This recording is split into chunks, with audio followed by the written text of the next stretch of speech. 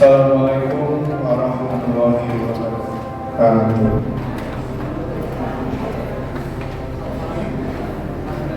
Innal hamdalillah nahmaduhu wa nasta'inuhu wa nastaghfiruh wa na'udzu billahi min shururi anfusina wa min sayyiati a'malina.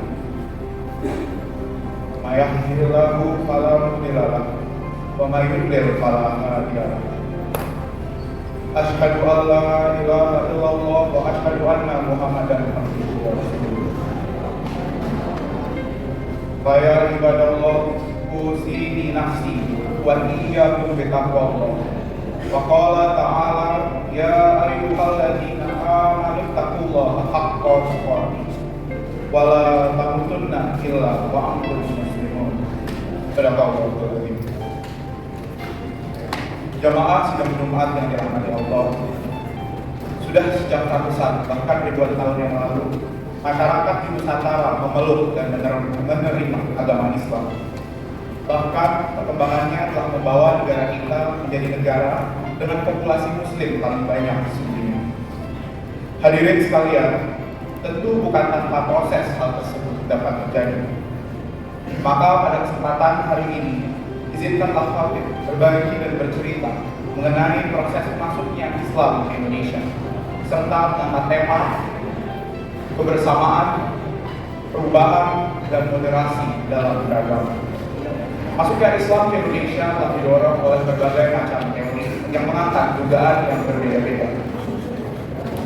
Secara umum, masyarakat telah setuju bahwa Islam masuk ke Indonesia melalui jalur perdagangan.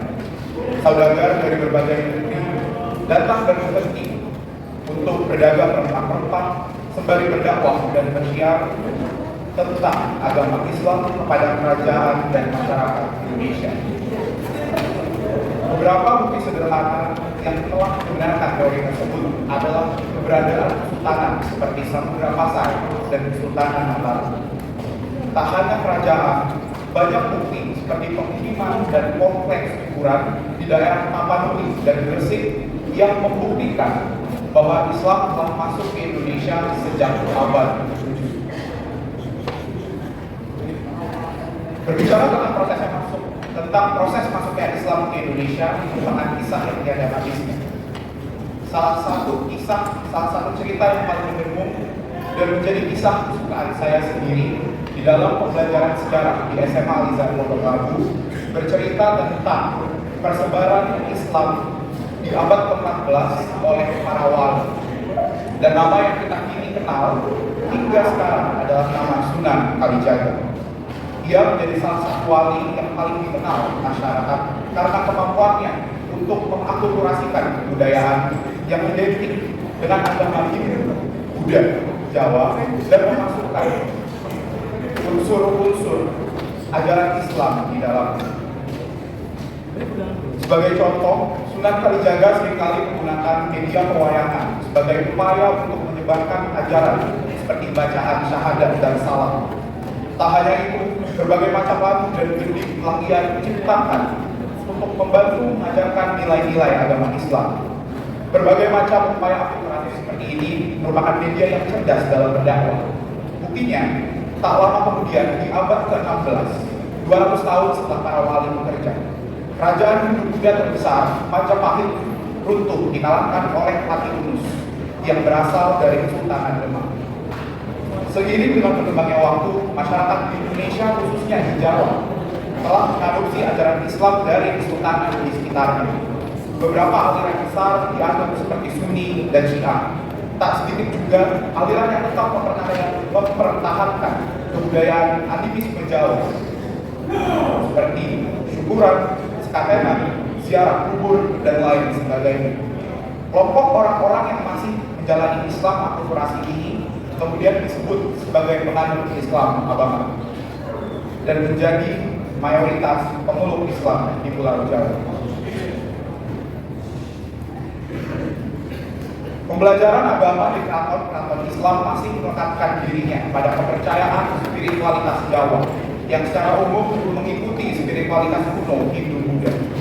Tak hingga awal abad ke-20, seorang kiai keturunan kerajaan Jogja bernama Muhammad Darwis mengorbankan semangat pembaharuan Islam di daerah keraton yang mengubah banyak sekali hal, menghapuskan kebiasaan ziarah, kebiasaan syukuran, dan mengembalikan ajaran Islam pada kondisi murni praktisnya saja.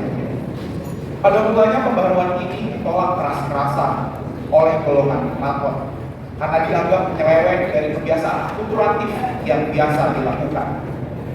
Namun perlahan dengan sikap terbuka keraton serta moderasi yang tepat dikombinasikan dengan kemampuan diplomasi dan pengajaran yang baik dari Ahmad Dahlan atau Muhammad Darwis, menuai keberhasilan dan menjadikan Jogja sebagai rumah bagi organisasi yang kita kini kenal dengan nama Muhammadiyah. Pesan dari kisah di atas bahkan selaras dengan ayat Quran sebagaimana disebutkan di bawah. Pertama, sepotong dari Quran surat Al-Baqarah ayat 143 yang berbunyi, "Wa ma ja'alnal qiblata allati kunta 'alaiha illa lana'lama may yattabi'ur rasula mimman yanqalibu 'ala aqibaihi wa in kanat lakabiratan illa 'alal ladzina hadallahu wa ma kana Allahu liyudhi'a imanakum." Dalam ayat tersebut, Allah Subhanahu wa Ta'ala berfirman bahwa sejatinya pemindahan kiblat menuju Bait Al-Maqdis merupakan ujian untuk mencari siapa di antara kita semua yang memang benar-benar taat pada perintah Allah Subhanahu wa Ta'ala dan mampu menerima diri terhadap perubahan yang mengajak kita menuju kebenaran yang hakiki. Berdasarkan apa yang telah Khotib sampaikan, dipandang dari aspek sosial budaya dan agama, terdapat argumentasi yang menarik yang penting untuk bersama-sama kita maknai. Pertama adalah fakta bahwa masuknya Islam ke Indonesia melalui proses adaptasi dan mengalami perubahan bertahap yang mematahkan argumentasi bahwa agama harus bersifat dogmatik dan alergi terhadap perubahan. Bahkan nyatanya Quran surat Al-Baqarah ayat 143 tadi mengajarkan kita semua bahwa perubahan asal berdasarkan pada suatu firman dan pernyataan agama yang mendasar serta arahnya yang mengajak pada suatu kebaikan patut kita pahami, patut kita pertimbangkan, bahkan ikuti, sehingga kita dapat mendekatkan diri pada kebaikan yang lebih baik lagi. Barakallahu li wa lakum. Alhamdulillahillazi arsala rasulahu bil huda. Allahumma sholli ala sayyidina Muhammadin al-Mustafa. Qala Allah ta'ala fil Qur'anil Karim, a'udzu billahi minasyaitonir rajim. Wabtaghi fima ataakallahu daral akhirata wa la tansa nasibaka minad dunya wa ahsin kama ahsanallahu ilaika wa la tabghil fasada fil ardh.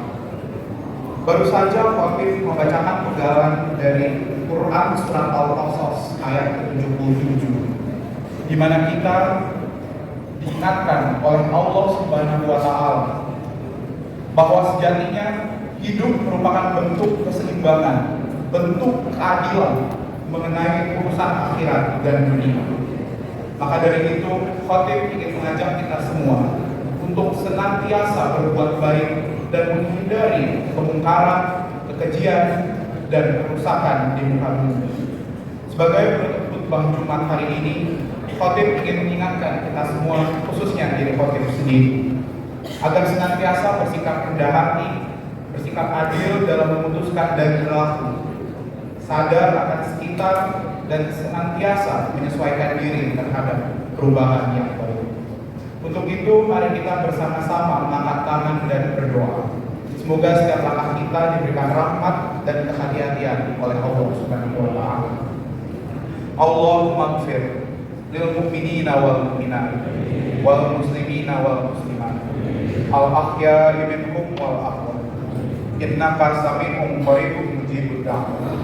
Rabbana zalamna anfusana wa illam taghfir lana wa tarhamna lanakunanna minal khasirin. Rabbana atina fid dunya hasanah wa fil akhirati hasanah wa qina adzabannar. Walhamdulillah rabbil alamin.